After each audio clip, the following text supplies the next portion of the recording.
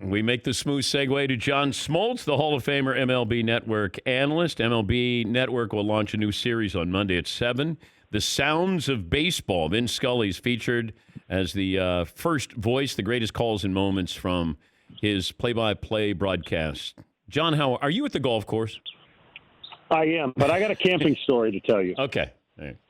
So it's not, woodsman camper type scenario. We had a 27-foot Condor as a kid, motorhome, and we would go camping in the Upper Peninsula, and we'd go, all over the place in it. And then we just detected that there was a short in the electrical system, and we all knew it, but we were out on our trip, and the rule was you had to have shoes on because the metal stairs and the metal handle, if you touched it without shoes, you were going to get, shocked. So we all knew it. I'm on the inside of the motorhome. Campfire's right outside. I decide I'm going to jump from inside with no shoes out, miss the step, but I grab the handle, and I'm getting fried, like stuck to the handle. And my mom was behind me and kicked me off the handle out on the ground. And to this day, my mom thinks that's why my arm was the way it was. Wait, no proof of it. In a good way or a bad way? In a good way, yeah. In a good way. She thinks, that I developed a super arm or something when I was 12 years old. But yeah, we no longer had the motorhome after that. We had to get rid of it. But it was my fault for jumping out there without any shoes. And but in the long run, maybe maybe it did help my arm. Well, that's kind of like the natural with Wonder Boy, the bat. Exactly. Yeah. Exactly. I do not advocate that for any young 12-year-old who's trying to throw 90. All right. Well, great to talk to you, John. We appreciate it. Thanks for joining us. All right. Give me something optimistic about this baseball season. Okay. The optimism is that they're going to play. All right. All the negotiations and all the bantering back and forth is part of the deal that they have to work out a million things. So once they get close to working out 10 things, you're going to have, in general, I think, an agreement, and then they'll play the season. Out of this season, I think you're going to see some things that will adjust for the future that will be a benefit. This is unprecedented times. These are tough decisions. There's no easy answer. Players are going to have to make adjustments. Owners are going to have to make adjustments. But at the end of the day, I think they're going to play the game, and they're going to have a unique opportunity to create some different playoffs atmospheres and even excitement. And I think it's going to trail into the next couple of years. You're going to see some things that come out of it, in my opinion, that will benefit teams that basically start out the year and say, okay, you know what? We don't have a chance to win, so we're going to build for the future. But with extra playoff spots, I think that eliminates half the teams from doing that. I think it creates a better opportunity to see more cities have a chance to compete in the playoffs. Yeah, you're going to go from 10 to 14 teams for the playoffs if they have it this year, and I guess they're on the books for next year. I mentioned if I'm a pitcher, John, I have some trepidation with let's say it's 50-game schedule. How am I going to be used? And we've seen, you can steal a championship here, or you can win your division. With 50 games, if I have 3 really good starters or 4 starters, or do I add even more where I keep everybody fresh for the entire season? But I would just be a little bit nervous about being a pitcher coming back with a shortened season and how I'm going to be used. Would you have any concern about that? Yeah, but I just don't. And maybe I'm not up to speed on all this. I just have a hard time believing it's going to be a 50-game season. Okay. I think I really do. I think there's going to be somewhere between 50 and 100 is going to be the number, because that seems to be the numbers that are both back and forth. 50 games seems a little unrealistic from a standpoint of how they're going to compete and get it, ironed out. But from a pitching standpoint, I think the biggest thing that will be an advantage is the veteran pitcher knows how to handle this situation better than a guy who just basically chucks it and throws it as hard as he can. Those guys probably a little more at risk, but I think I would assume they're going to have expanded rosters. I think in the beginning month, you're going to see caution with a lot of pitchers, and you're going to see a lot more pitchers being used. That's my opinion on how they would handle that. Getting ready getting arm shape ready is not that big a deal, but getting game ready would be a little bit more interesting to see how people handle it. And then, of course, they got to work out how long does the season go and how far into the off season. Then you're starting to deal with recovery. But I'm optimistic, Dan, that this thing's going to work out. We're going to play baseball. It's going to be unique. It's going to be different. They're going to hear sounds in the stadium that you never heard before as a player. You're going to have to get used to that because it seems like there's not going to be a lot of crowd or any crowd at all throughout most of the season. But what are those sounds we're going to hear that we weren't privy to before? Well, I can speak from experience. When the Atlanta Braves, when I broke in, I could hear the lights buzzing. I could hear the vendors saying how bad I was. I could hear every single thing. It's going to be more like back to your youth days of tournaments where the echoes and the sounds you're just not used to because it gets drowned out by the crowd. And, you're going to hear everything the players say. So it's going to be pretty unique to hear some yelling, some cheering or whatever that's going on, or some bantering back and forth. So that part will take a little while to get used to, believe it or not. When you're on the mound and you're focused on getting outs, there's a roar, a dull roar, but there's a buzz, and you're trying. It's almost like, some people can go to sleep with sounds. Some people can't even begin to sleep with a sound. It's going to be different for different people and how they handle it. He's John Smoltz, the Hall of Famer, MLB Network analyst, and of course, working for Fox as well. I start to look at what the game is now, and when we had the lockout before, when we had the 94 strike shortened season, you're just trying to figure out what the fan interest is going to be. Like what is in jeopardy right now if we don't have a season this year? Or is that you don't want to talk about that hypothetical? No. I mean, that's a real question, and a question that everyone is having to deal with right now because it's not a normal circumstance. We're not just talking about labor disputes. That's one thing that hard, and then hard. It's hard for people to get over because they don't understand. It's not just about economics, but it always boils down to about economics, right? So no one wants to hear, especially in these times, about economics, but if the game's not played, that's a real issue that will not go well for both sides. That'll be a fan base that will really struggle to try to figure out why they couldn't work it out. And that's the PR battle that both sides always have to factor in, and I'm sure are. And that's why I think when you hear some of the things that come out, that somewhat can be posturing, but I just really believe that at the end of the day, they're going to get to a number that's agreeable by everybody, a game number, and they're going to play baseball. And the country sorely needs it. They know it. 19.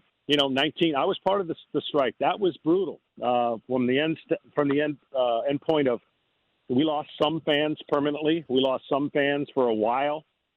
And when you don't play the World Series, man, that's how much those times and how difficult those decisions were based on the circumstances and the negotiations that a lot of people didn't understand. And there was no way, if everyone could go back in that time, you could not and should not have tried to explain it because it didn't matter. It didn't matter if you felt 100% or you were righteous in your belief. It didn't matter. The outcome was not going to sit well for players, and that certainly is the way it went back then. Well, you had Cal Ripken's streak that people were interested in bringing back baseball. Then you had Sosa and McGwire. Like, you were in the middle of that Sosa-McGwire pitching in the National League. Like, how big a deal was that with that home run chase between those two?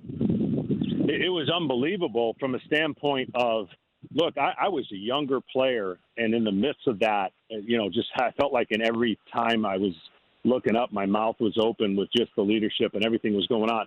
But from the home run chase, everybody got caught up in that. You couldn't help but get caught up in that. And certainly a lot of people will point to that as how that healed baseball or brought fans back and got the excitement back. I really think, and I'm not just saying this, I really think the outcome of this season is going to create some very interesting and exciting future negotiations for how the playoffs could or should look. And I think you're going to see some teams reevaluate how they put their teams together based on the opportunity to have a couple more playoff spots. Playoff baseball is great. Just like playoff hockey, basically any playoffs is where the interest, the attention, the adrenaline, everything is amped up. And I think you're going to see this season, however many games are played, the good teams are going to be good. You're going to get a surprise team because of the situation. I've always said, you've heard me talk about it before, I'm a huge, huge fan of split seasons. Don't need to go into all those details now about what that is and how it would look. But this is basically the version. This would be like a first half split season because that's all the amount of games you're going to be able to play this year. And you're going to see some opportunities of teams that had no chance leaving spring training. The outlook was bad. 162 games, no way our roster can compete. But let's just say they do 81 or 82 games. Every team has a legitimate chance based on the schedule that they're going to play this year, with maybe minus 2 to 5% of the teams that are just not ready yet. Nice job by you not wanting to talk about McGwire and Sosa and giving up home runs perhaps during that. Did you give up home runs to those guys? No. No. I think I only gave up one to either one of them in my career, I think. You might want to have that fact check, but I think it was only one. At their peak, you got Sosa, McGwire. Who would you want to face? Well, Sosa was a little bit more of a wild swinger. They both swung and missed a lot. I would say Sosa only because his generated power was different than McGwire's generated power. McGwire looked like he could sit in a chair and flick it with those Popeye arms and just, out to Big Mac land. He was imposing. He sat up there and he wiggled that. It looked like a toothpick he had in his hands for a bat. Whereas Sosa, you just never want to see him hop. And if he hopped, you were in trouble because usually that meant the ball was going, over the fence. But I had relatively good success against most guys that would swing and miss a lot. Obviously, Bonds was not one of those guys because I gave up the most home runs to him. And so I don't even know why I brought that up. There's no reason to bring that up because you didn't ask me about it. I know, but I was going to because put the audience on the mound as you're facing Bonds, peak Bonds. What are you thinking? Peak Bonds, the strike zone looked like a coffee cup. His discipline was so unique, and somebody told me later. I mean, his eyes, when they did the test of his eyes, that he could track a baseball longer than most, which spoke to his discipline. But when you're on the mound, you've got one chance to get him. He's not going to miss a mistake, and he's not going to swing at two bad pitches. When he was at his peak.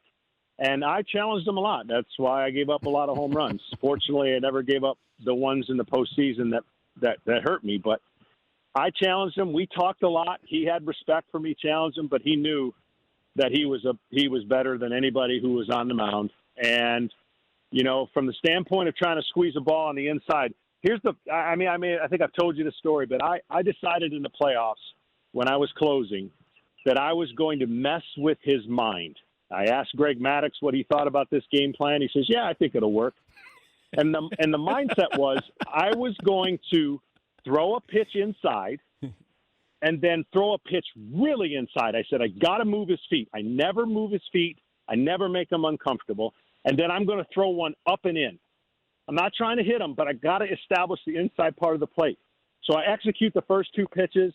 He kind of looks at me because it's totally different than the way I'd face him. I threw one almost under the armpit, inside probably a foot in off the plate. He hit it for a homer, 420 feet. The ball didn't hook. We won the game, and I came in, and Greg Maddux goes, "How'd that work for you?" I said, "Not very well. Thanks for the insight." And I never tried to do that again. It is single most greatest home run I've ever seen a person hit, because you got to see the replay. It doesn't seem possible that a guy could pull his hands in and not hook the ball foul and then basically run around the fence or run around the bases like, you know what? I'm way better than you. And he was. In your first season, 1988, you made 6 home starts for the Braves. The average attendance for those 6 home games was a generous 9,700 people. Yeah, no way either. I'm telling you, there was less than 5,000 in a lot of those games. They were counting season ticket holders. It was so difficult to not hear. And I was struggling with, concentrating anyways, because you're hearing all of these noises and literally rag city because we weren't very good. And thankfully, when we started getting good, the fans, you didn't hear the light buzzing.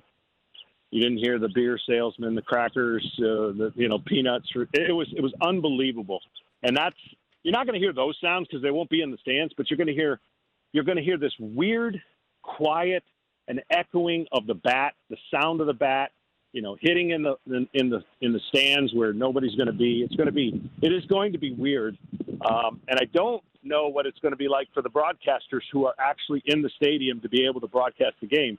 That too is going to be a unique challenge when you're used to all kinds of noise. Yeah.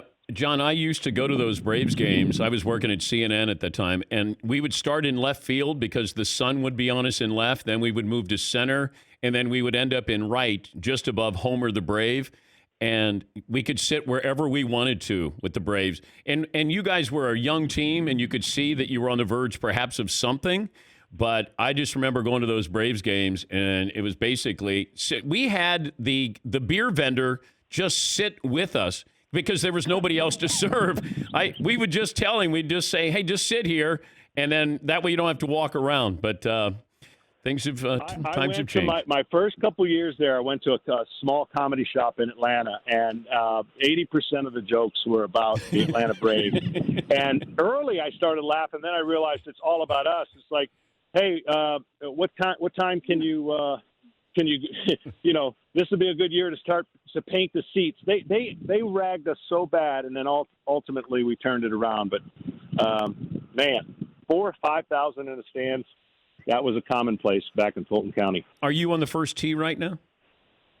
No, I'm actually on the 16th tee, way up top. Par 5. Okay, well, elevated. Can you tee off? Because we've had really very little sporting events. Can you tee off just so we can hear that? Yeah, absolutely. Okay. Here we go. John Smoltz, Hall of Famer, very good golfer. I'm gonna address the ball. Hello, ball. Okay. And now here we go. I'm gonna send this one about 310 with a little fade.